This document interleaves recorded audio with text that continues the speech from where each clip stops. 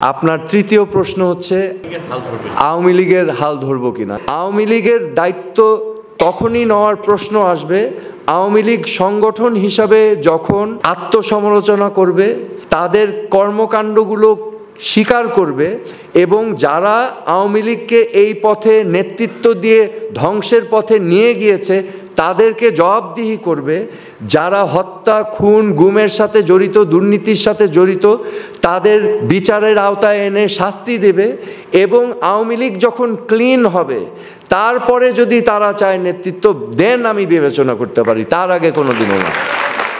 বঙ্গবন্ধু যেই পলিসিগুলো নিয়েছেন, গণতন্ত্রকে মোটামুটি বিলুপ্ত করা, বাকশাল তৈরি করে, আমার বাবাকে সেটা খুবই দুঃখ দিয়েছে। কিন্তু আমার কাছে 6 মাসের ভিতর প্রতীয়মান হয় আমরা জাতির সাথে বিশ্বাসঘাতকতা করেছি।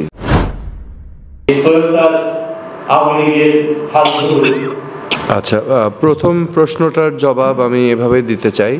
আমি বিশ্বাস করি আমার বাবা তাজউদ্দীন আহমেদ খুবই বিচক্ষণ মানুষ ছিলেন এবং তিনি রিয়েলাইজ করতেন যে পূর্ব বাংলা বা বাংলাদেশের স্বাধীনতাকামী মানুষ যেই মুক্তির সংগ্রাম করেছে, মুক্তিযুদ্ধ করেছে, সেই মুক্তিযুদ্ধ মুক্তি সংগ্রামের সিম্বল ছিলেন বঙ্গবন্ধু। এটা অনস্বীকার্য।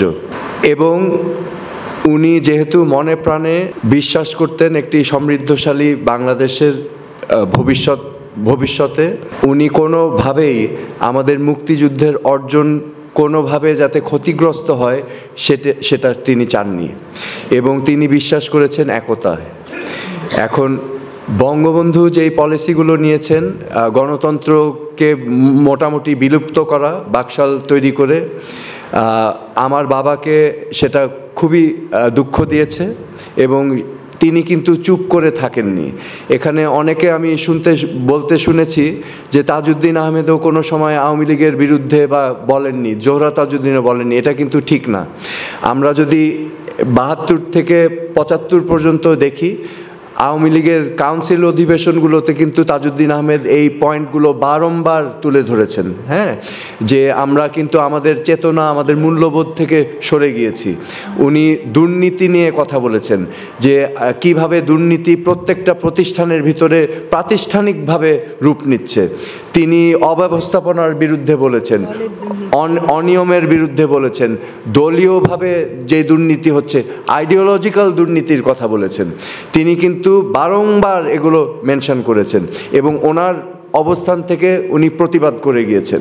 তো এটা ঠিক না যে উনি প্রতিবাদ করেননি, তিনি তার জায়গা থেকে যতটুকু পেরেছেন প্রতিবাদ করে গিয়েছেন এবং ওনার মাথায় সবসময় ছিল যে মুক্তিযুদ্ধ, লাখো শহীদের অবদান, সেটা যেন কোনোভাবেই লক্ষ্যভ্রষ্ট না হয়ে যায় এবং বঙ্গবন্ধুর যে অবস্থান মানুষের বুকে সেটাও তিনি উপলব্ধি করেছেন। তো সেই কারণেই হয়তো তিনি তার অবস্থান থেকে ওনার মতো করে প্রতিবাদ করে গিয়েছিলেন এবং শেষ 3রা নভেম্বর জেল হত্যার মাধ্যমে তিনি প্রমাণ করে গিয়েছেন তিনি বাংলাদেশ এবং বাংলাদেশের মানুষের সাথে বিশ্বাসঘাতকতা করেননি। এটা খুব ইম্পর্ট্যান্ট, ঠিক আছে, কিন্তু তিনি কিন্তু সেটা করতে পারতেন। আচ্ছা, দ্বিতীয় হচ্ছে আমার মা। হ্যাঁ, আমার মায়ের অনেক কষ্ট আমি নিজে দেখেছি। ওনাকে যেভাবে অসম্মান, আমার মাকেও অসম্মান করা হয়েছে বারংবার, বাট তিনিও দৃঢ়তার সাথে ওই একই চিন্তা, একই ভালোবাসা দেশের প্রতি, দেশের মানুষের প্রতি এবং মুক্তিযুদ্ধের একতা রাখার জন্য কিন্তু তিনি নিরলসভাবে নিজেকে উৎসর্গ করেছেন। তিনিও কিন্তু প্রতিবাদ করেছেন দলীয় ফোরামে। আমি নিজে দেখেছি, প্রেসিডিয়ামের মিটিংয়ে বারংবার বলেছেন এবং ওনার কথা অনেকভাবে উপেক্ষা করা হয়েছে, ওনাকে হেয় প্রতিপন্ন হতে হয়েছে, কিন্তু তিনি কিন্তু থেমে থাকেননি। এখন এই সকল প্রেক্ষাপট মাথায় রেখে আপনার তৃতীয় প্রশ্ন হচ্ছে আমি রাজনীতিতে আসবো কিনা। আচ্ছা, আওয়ামী লীগের হাল ধরবো কিনা, এটা যুক্তিসঙ্গত, যেহেতু আমার পিতা মাতা দনোজনই উৎসর্গ করেছেন ওনাদের জীবন এই দলের জন্য, দেশের জন্য।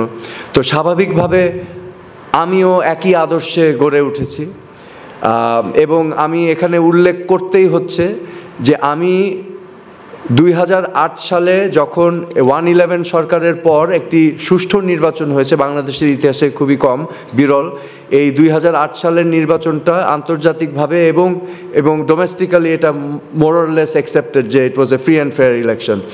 এই ইলেকশনে বাংলাদেশের মানুষ ওভারওয়েলমিংলি নৌকায় ভোট দিয়েছিল। এটার একটা কারণ ছিল, এটার কারণ ছিল যে বাংলাদেশ আওয়ামী লীগ একটা নির্বাচনী ইশতিহার দিয়েছিল, যুগান্তকারী একটি নির্বাচনী ইশতিহার, যেটার নাম ছিল দিন বদলের সনদ।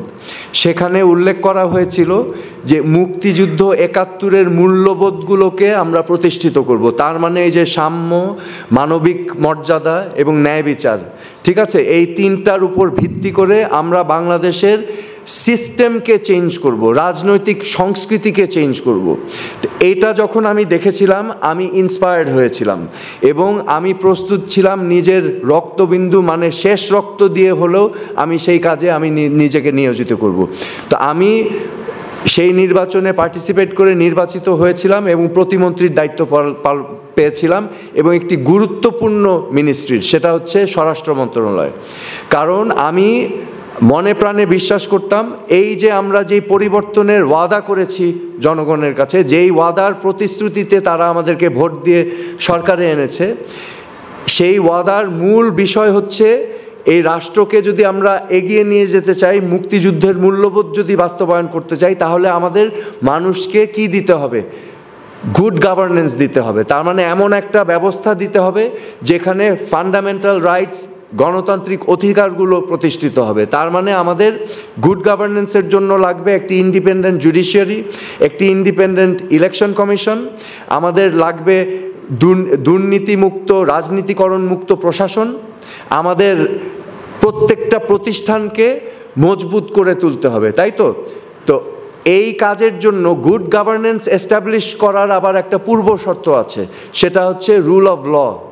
কারণ আপনি যদি আইনের শাসন না কায়েম করতে পারেন, জনমানুষের ভিতরে যদি আপনি সেই আস্থার ক্ষেত্র না তৈরি করতে পারেন যে রাষ্ট্র আপনাকে নিরাপত্তা দিবে, তাহলে কিন্তু বাদবাকি অংশগুলো করা সম্ভব হয় না। সো গুড গভর্নেন্সের পূর্ব শর্ত হচ্ছে রুল অফ ল, যেখানের মূল দুটা হচ্ছে ইন্ডিপেন্ডেন্ট জুডিশিয়ারি এবং ল এনফোর্সমেন্ট। আপনি যেই হাতিয়ারকে ব্যবহার করবেন দুর্নীতি অনিয়মের বিরুদ্ধে, সেই হাতিয়ারই যদি দুর্নীতিগ্রস্ত হয়, তাহলে আপনি কিন্তু কোনোদিনও কামিয়াব হবেন না আপনার এই উদ্দেশ্যে। তো আমি খুব উৎসাহ, উদ্দীপনা, ইন্সপায়ার্ড হয়ে আমি সেই কাজে হাত দিয়েছিলাম। কিন্তু আমার কাছে 6 মাসের ভিতর প্রতীয়মান হয় যে আমরা সেদিকে যাচ্ছি না, আমরা জাতির সাথে বিশ্বাসঘাতকতা করেছি। ঠিক আছে, এটা অনেকগুলো কারণ আছে। কারণ মর্নিং শোজ দ্য ডে, আমরা যদি আসলেই সেই কাজগুলো করতাম তাহলে প্রথম সপ্তাহ থেকেই আমরা পদক্ষেপ দেখতে পারতাম। এবং আমি যখন বিভিন্ন পদক্ষেপ নিতে চেয়েছি আমাকে বাধাগ্রস্ত করা হয়েছে। আমি পুলিশের সংস্কার করতে চেয়েছিলাম, আমি বিভিন্ন পদক্ষেপ নিতে চেয়েছিলাম পুলিশ সংস্কারে, সেগুলোতে বাধা দান করা হয়েছে। দুর্নীতির বিরুদ্ধে পদক্ষেপ নিতে চেয়েছিলাম, বাধাগ্রস্ত হয়েছি। অনিয়মের বিরুদ্ধে পদক্ষেপ নিতে চেয়েছিলাম, বাধাগ্রস্ত হয়েছি। তো আমার কাছে স্পষ্ট হয়ে গিয়েছিল যে আমরা বিশ্বাসঘাতকতা করেছি এবং আমি নিজেকে বিশ্বাসঘাতক হিসাবে আমি এই মন্ত্রীর মসনদে বসে থাকতে চাইনি। আমার প্রতিবাদের ভাষা ছিল পদত্যাগ। বাংলাদেশের ইতিহাসে পদত্যাগ কেউ করেনি। তো আমি ভেবেছিলাম আমার পদত্যাগের মাধ্যমে আমি একটি ক্লিয়ার মেসেজ দিব যে আমি এটা মেনে নেইনি। এবং আমি মোটামুটি আজ করতে পেরেছিলাম এই ধারাবাহিকতা যদি কন্টিনিউ করে 5ই অগাস্টের মতো একটা ঘটনা ঘটবে। এবং আমরা দেখেছি 2014 নির্বাচন। আমি একটা কথা বারবার বলেছিলাম, আমি দলীয় ফোরামে যতটুকু পেরেছি, ক্যাবিনেট মিটিংয়ে আমি বারবার বলেছিলাম যে আমরা যদি সুশাসন প্রতিষ্ঠা করতে পারি, ডোন্ট ওয়ারি অ্যাবাউট ভোটস, জনগণের ভোট দিবে না দিবে সেটা আমরা চিন্তা করব না, আমরা সঠিক কাজটি করে যাই, পরের নির্বাচনে যদি হেরেও যাই পরের বার কিন্তু মানুষ আমাদেরকে ফুল দিয়ে নিয়ে আসবে। ঠিক আছে, এই বিশ্বাস আমার ছিল। কিন্তু আমরা সেই পথে না গিয়ে আমরা ক্ষমতা না হারাবার পথটাকে বেছে নিয়েছি। আমরা গণতন্ত্রের সাথে বিশ্বাসঘাতকতা করেছি, দেশের মানুষের সাথে বিশ্বাসঘাতকতা করেছি। এবং এই জুলাই অগাস্ট মাসের যেই গণ অভ্যুত্থান, এই গণ অভ্যুত্থানে যেভাবে গণহত্যা করা হয়েছে এবং তার পূর্ববর্তী 15 বছর অনিয়ম, দুর্নীতি, হত্যা, গুম, নির্যাতন এবং জনমানুষ এবং রাজনৈতিক প্রতিপক্ষকে যেভাবে নির্যাতন নিপীড়ন করা হয়েছে, সেটা তো গণতন্ত্র না। সেজন্য তো আমরা দেশ স্বাধীন করিনি, সেটা আমাদের মুক্তিযুদ্ধের মূল্যবোধ না। এবং এই জুলাই আগস্টের অভ্যুত্থানে যেটা আমি বাংলাদেশের সকল জনগণের সাথে আমরা উইটনেস করেছি, সেটা গণহত্যা। ইয়াং ছেলে মেয়ে সহ হাজার হাজার মানুষকে হত্যা করা। তারপরে আমাদের ভিতরে যদি ন্যূনতম বিবেক থাকে, এটাকে তো সমর্থন কোনোদিনও করা সম্ভব না। ঠিক আছে? সো আওয়ামী লীগের দায়িত্ব তখনই নেওয়ার প্রশ্ন আসবে আওয়ামী লীগ সংগঠন হিসাবে যখন আত্মসমালোচনা করবে এবং আত্ম উপলব্ধি করবে, তাদের কর্মকাণ্ডগুলো স্বীকার করবে এবং যারা আওয়ামী লীগকে এই পথে নেতৃত্ব দিয়ে ধ্বংসের পথে নিয়ে গিয়েছে তাদেরকে জবাবদিহি করবে, যারা হত্যা, খুন, গুমের সাথে জড়িত, দুর্নীতির সাথে জড়িত, তাদের বিচারের আওতায় এনে শাস্তি দেবে।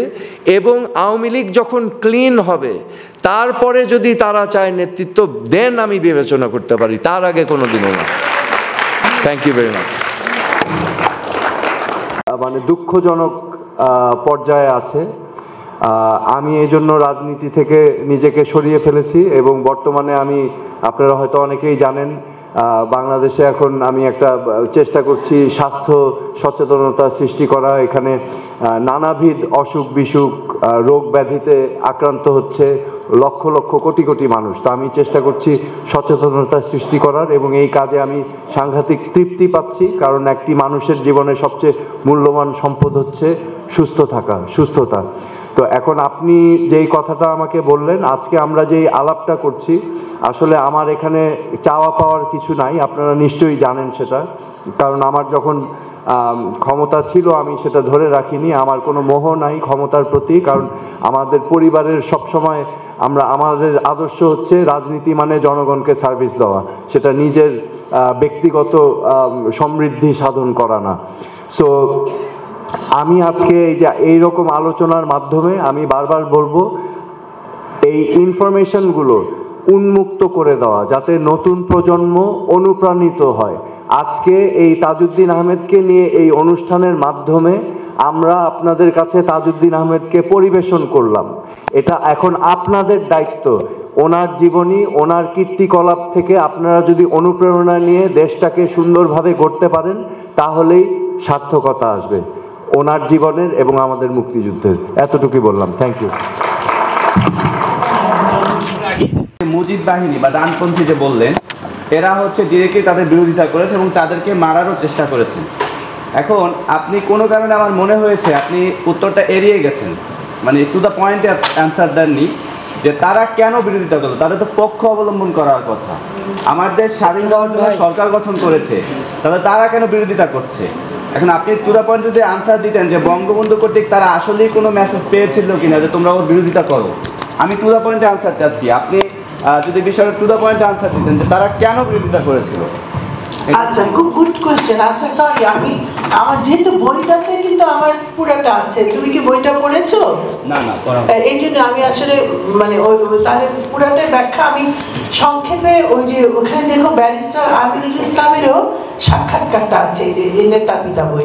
আগামী বাংলাদেশ আমি কেমন দেখতে চাই সেটা আমরা এই বৈষম্য বিরোধী ছাত্র আন্দোলনের মাধ্যমে আমি মানে আমার উত্তরটা চলে এসেছে। আমি ওই বাংলাদেশই চাই যেখানে অন্যায় অবিচার থাকবে না, দুর্নীতিমুক্ত, অনিয়ম মুক্ত একটি সমাজ ব্যবস্থা, যেখানে সবাই ন্যায় বিচার পাবে, যেখানে সবার সমান অধিকার থাকবে। এই চেতনা আমারও চেতনা, রাইট? এই বাংলাদেশ আমি চাই। সো এই বাংলাদেশ সম্ভব, এটা কিন্তু সম্ভব। আমি যখন মন্ত্রীর দায়িত্ব পালন করেছি আমি কিন্তু দেখতে পেয়েছিলাম যে ওখানে দেখা যাচ্ছে এটা সম্ভব। এইটা সম্ভব করতে হলে প্রয়োজন কিছু ভালো মানুষ, কিছু সুনাগরিক, দেশপ্রেমিক সুনাগরিক, যারা নিজের কথা চিন্তা করবে না, দেশের কথা চিন্তা করবে এবং ভবিষ্যৎ বাংলাদেশের কথা চিন্তা করবে। এবং আজকে এই অনুষ্ঠানে আমি কি বাংলাদেশ চাই, এমন একটি বাংলাদেশ যেটা আমি ব্যাখ্যা করলাম, কিন্তু আমার যেটা আজকে আহ্বান থাকবে যে নতুন প্রজন্ম তোমাদের এগিয়ে আসতে হবে, নিজেকে সুনাগরিক হিসাবে প্রতিষ্ঠিত করতে হবে, নিজের ভিতর ন্যায় নীতি আদর্শ ধারণ করতে হবে, ন্যায় নীতি আদর্শ